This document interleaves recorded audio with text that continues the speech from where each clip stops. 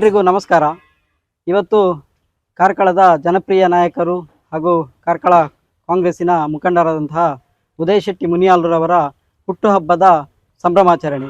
ಅವರ ಹುಟ್ಟುಹಬ್ಬದ ಪ್ರಯುಕ್ತ ಇವತ್ತು ಕಾರ್ಕಳ ಬಂಡಿಮಠ ಶ್ರೀ ಮೂಡು ಗಣಪತಿ ದೇವಸ್ಥಾನದ ಸಭಾಂಗಣದಲ್ಲಿ ಬೃಹತ್ ರಕ್ತದಾನ ಶಿಬಿರ ಹಾಗೂ ಉಚಿತ ವೈದ್ಯಕೀಯ ತಪಾಸಣೆ, ಅದರ ಜೊತೆಗೆ ಕಾರ್ಕಳದ ವಿಧಾನಸಭಾ ಕ್ಷೇತ್ರದ ವ್ಯಾಪ್ತಿಯಲ್ಲಿರುವಂತಹ PUC ಹಾಗೂ SSLC ವಿಭಾಗದಲ್ಲಿ ಅತ್ಯಧಿಕ ಅಂಕ ಗಳಿಸಿ ಸಾಧನೆ ಮಾಡಿರುವಂತಹ ವಿದ್ಯಾರ್ಥಿಗಳಿಗೆ ಅಭಿನಂದನಾ ಸಮಾರಂಭವು ನಡೆಯಿತು.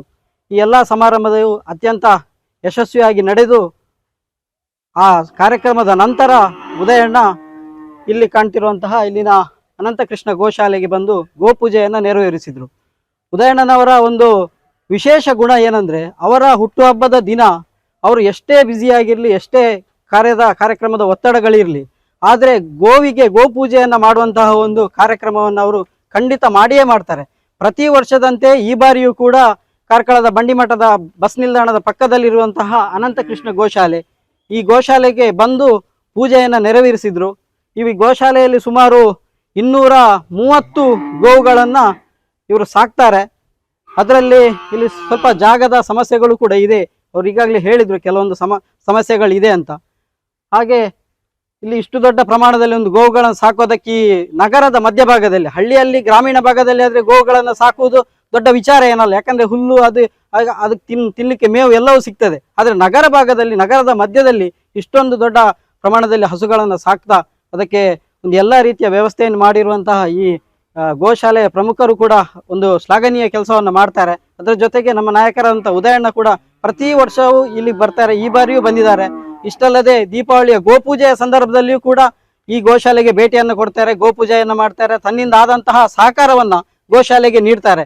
ಅದೇ ರೀತಿ ಅವರ ಮುನಿಯಾಲ್ನ ಭಾಗದ ಅಲ್ಲಿ ಕೂಡ ಗೋಪೂಜೆಯನ್ನು ಗೋಶಾಲೆಗೆ ಹೋಗಿ, ಖಜಾನೆಯಲ್ಲಿ ಅಲ್ಲಿ ಕೂಡ ಗೋಶಾಲೆಗೆ ಹೋಗಿ ಗೋಪೂಜೆಯನ್ನು ಮಾಡ್ತಾರೆ. ಗೋವಿನ ಒಂದು ಗೋಭಕ್ತಿ, ಗೋವಿನ ಬಗ್ಗೆ ಕಾಳಜಿ ಕೇವಲ ಭಾಷಣದಲ್ಲಿ ಮಾತ್ರ ಇರಬಾರ್ದು. ಗೋವು ಎಂದು ಕೂಡಲೇ ಅದನ್ನು ಭಾಷಣದಲ್ಲಿ ಮಾತಾಡ್ತಾ ಇನ್ಯಾರನ್ನು ಪ್ರಚೋದನೆ ಮಾಡುವಂತಹ ಕಾರ್ಯಕ್ರಮಗಳು ಮಾತ್ರ ಗೋಭಕ್ತಿ ಅಲ್ಲ, ಗೋಸೇವೆ ಅಲ್ಲ. ಗೋಸೇವೆ ಅಂದ್ರೆ ತಾವು ಅದರಲ್ಲಿ ಗೋಸೇವೆಯಲ್ಲಿ ನೇರವಾಗಿ ತೊಡಗಿಕೊಳ್ಳುವುದೇ ಗೋಸೇವೆ.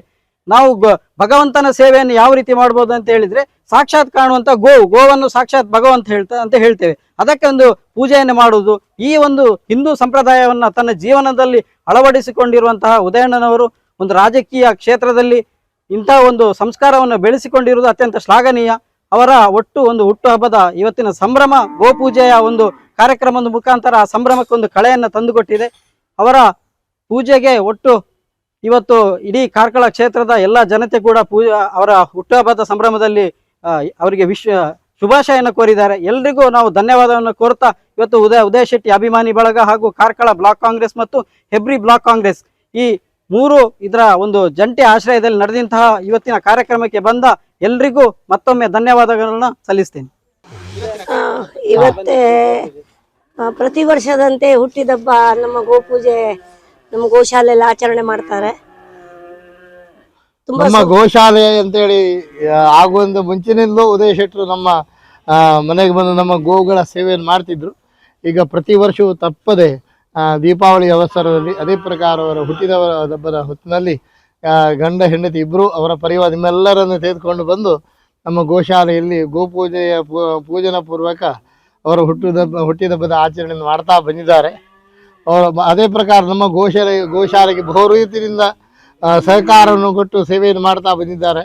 ಅವರು ಮಾಡಿದಂಥ ಸೇವೆ ಭಗವಂತ ಸಂತೋಷದಲ್ಲಿ ಸ್ವೀಕಾರ ಮಾಡಿ ಅವರ ಸಮಸ್ತ ಮನಸ್ಸಾಬಿಟ್ಟು ಸಿದ್ಧಿಯಾಗುವಂತೆ ದೇವರು ನಡೆಸಿಕೊಡ್ಬೇಕಂತೇಳಿ ದೇವರ ಹತ್ರ ಪ್ರಾರ್ಥನೆ ಮಾಡ್ತಾರೆ. ಗೋವಿಗೆ ಸಂಬಂಧಪಟ್ಟ ಹಾಗೆ ಅಂದರೆ ಅವರು ಜಾಗ ಇಲ್ಲಾದರೆ ಜಾಗದ ವ್ಯವಸ್ಥೆ ಮಾಡಿಕೊಡ್ತೆ ಹೇಳಿದ್ದಾರೆ.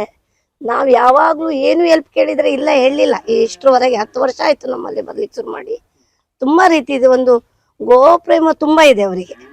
ಧಾರ್ಮಿಕವಾಗಿ ಖಾಲಿ ರಾಜಕೀಯವಾಗಿ ಮಾತ್ರ ಮಾಡ್ತಾ ಇಲ್ಲ, ಧಾರ್ಮಿಕವಾಗಿಯೂ ಸಾಮಾಜಿಕವಾಗಿಯೂ ಅದೇ ಪ್ರಕಾರ ಏನೋ ಒಂದು ದೊಡ್ಡ ಸ್ಥಿತಿಯನ್ನು ಇಟ್ಟುಕೊಳ್ಳದೆ ಎಲ್ಲರೊಟ್ಟಿಗೆ ಸೇರಿಕೊಂಡು ಗೊತ್ತಾಯ್ತಲ್ವ, ಎಲ್ಲರನ್ನು ಪ್ರೀತಿ ಮಾಡಿ ಯಾರನ್ನು ಬಿಟ್ಟು ಅವರು ಇವರ ಎಂಬ ಭೇದ ಭಾವ ಮಾಡದೆ ಎಲ್ಲರನ್ನು ಪ್ರೀತಿಯಿಂದ ಕರ್ಕೊಂಡು ಹೋಗ್ತಾರೆ.